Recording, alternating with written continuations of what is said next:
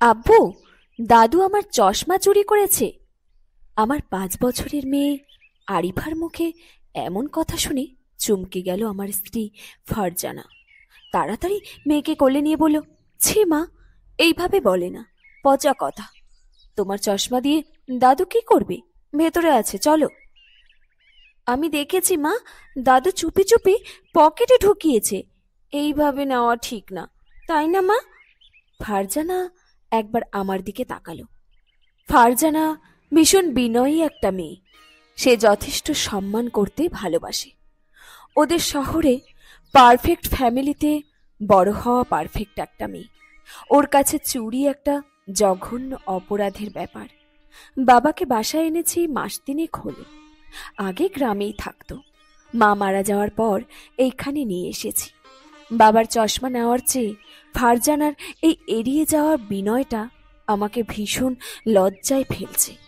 ছোটবেলা থেকে চুরি করা আমাদের স্বভাব, স্বভাবে নয়, অভাবে। এই যেমন কোথাও খেতে গেলে চুরি করে 2টা মাছ বা মাংসের টুকরো ঘরে নিয়ে আসতে পারাটা আমাদের কাছে একটা আর্টের মতো ছিল। এতটা নিত্য ছিল যে এইটা কোনো অপরাধের পর্যায়ে কেউ কখনো ফেলেনি। কারো ঘরের ফল, নারকেল পড়লে তা লুকিয়ে চুরি করে আনলে মাও খুশি হতো, মুড়ি দিয়ে মেখে দিত।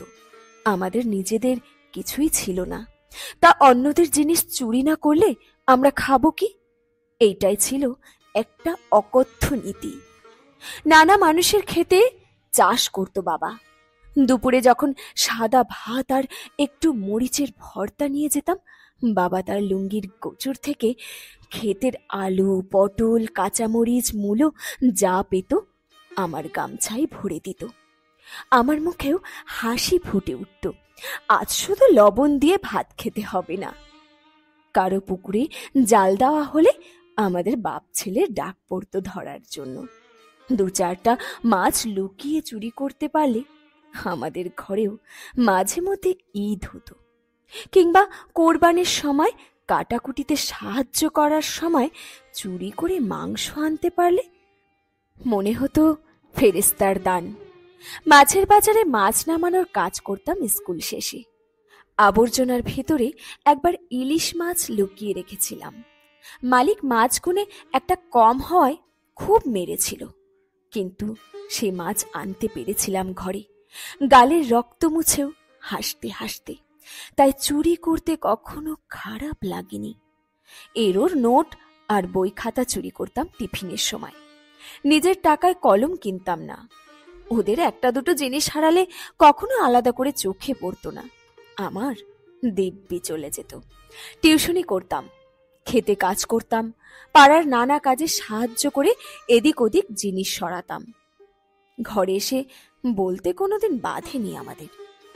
বাবাই বলতো, আমাদের কিছুই নাই, অন্যের থেকে না মারলে খাবো কি? এখন সময় পাল্টেছে, আমার ভালো চাকরি হয়েছে। এখন সেইভাবে চুরি করা লাগে না। তবে চাকরি করতে গিয়ে দেখেছি আমাদের চেয়ে বড় বড় চোর ভদ্র মানুষের আড়ালে, এবং তাদেরও চুরি করতে কোনো লজ্জা নেই, ঠিক আমাদেরই মতো। সংখ্যা যত বড়, চুরি শব্দটা তত অনুপযুক্ত। তবে বাবার মধ্যে এখনো খুঁজে নেওয়ার চেয়ে চুরি করাটাই ভালো মনে করার প্রবণতা রয়ে গিয়েছে। আমার মেয়ে আরিফাকে নিয়ে সি বিচে গিয়েছিলাম।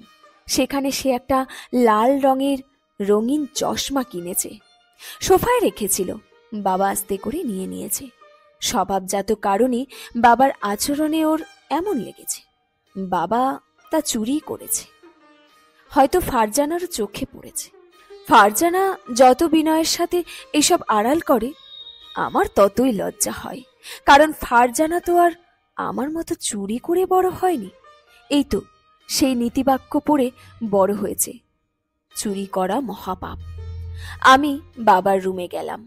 বাবা খাটের উপর বসে আছে, পিঠ দিয়ে ঘুরে বসে আছে। তার পুরানো থলে থেকে ভাঙা আয়না বের করে মুখ দেখার চেষ্টা করছে। আলমারির ভীষণ বড় আয়না থাকা সত্ত্বেও বাবা তা দেখে না। আমি আস্তে আস্তে গিয়ে দেখি বাবা আরিফার চশমাটায় লাগিয়ে হাসছে। লালচে কালচে দাঁতগুলো বাইরে বেরিয়ে আসছি। আমি গিয়ে পিঠে হাত দিতেই বাবা চমকে উঠল। আমাকে দেখে স্বস্তির নিঃশ্বাস ফেলল। ও তুই, ভাবলাম বৌমা। তোর মেয়ের এই চশমাটা খুব সুন্দর। কত দাম রে? 100 টাকা। তোমার লাগবে? এত দাম? না না, এইটা নিয়েছি না। বাবার মধ্যে চুরির কোনো আফসোস নেই, ফেরত দেওয়ার চিন্তা নেই। বাবা আবার চশমাটা লাগায়, এদিক ওদিক তাকিয়ে জানলার পাশে এসে আকাশ দেখে। এইবার বাবার কুঁচকে যাওয়া চোখ বেয়ে কান্না বেরিয়ে আসতে থাকে। আমি জানি বাবা কেন কাঁদছে। এই চশমাগুলো দেখলে আমিও কাঁদি, অঝরে কাঁদি। আমি কখনো পরি না এই ধরনের রঙিন চশমাগুলো। আমার ছোট বোন ছিল রোকেয়া। এই একটা রঙিন চশমার জন্য সে জিদ ধরেছিল। চাচার বাড়িতে এক আত্মীয় গিয়েছিল শহর থেকে, তার কাছে সে চশমা দেখে বাবার কাছে জিদ ধরেছিল তারও সেই চশমাই লাগবে। বাবার সারা মাসের আয় ছিল 30 টাকা, আর সেখানে 50 টাকার চশমা কেনা বিলাসিতা চেয়েও বেশি। এক দুপুরে বাবা সে চশমা চুরি করতে গিয়ে ধরা পড়েছিল। ওর সামনে বাবাকে মেরেছিল সে চাচা। রোকেয়া তা সহ্য করতে পারেনি, ভীষণ আদুরে ছিল। সেদিন বিকালে পুকুর পাড়ে বেতঝাড়ের পাশে ভাসছিল ওর লাল ফ্রকটা, ভীষণ অভিমানে। এই রঙিন চশমাটা বাবার কাছে তার অপারগতার একটি সাক্ষী। বাবা আমার হাত ধরে বলে, তোর তো এখন অনেক টাকা, এমন কয়েকটা চশমা এনে দে না আমায়। লাল, নীল, সবুজ। আমার মেয়ের কবরের পাশে আমি রেখে আসবো রে। বলতে বলতে বাবা আবার চোখে দেয় চশমাটা। আমি আস্তে করে রুমে গেলাম। ফারজানা মেয়েকে ঘুম পাড়িয়ে শুয়ে পড়েছে। গত বছর কক্সবাজার গিয়েছিলাম, তখন ফারজানা এইরকম 3টে রঙিন চশমা কিনেছিল। তার ড্রেসিং টেবিলেই একটা বক্সে রেখেছেও। ফারজানা ঘুমোচ্ছে কিনা খেয়াল করে আস্তে করে খুলে চশমাগুলো নিলাম। ফারজানা ঘুমাচ্ছে, এইটা ভেবেই যেন শান্তি লাগছে। চশমাগুলো নিয়ে বাবাকে নিয়ে ছাদে গেলাম। বাপ ছেলে একে একে এক এক চশমা পরছি। আকাশটা এক একবার এক এক রকম হচ্ছে, লাল, নীল, সবুজ, কমলা।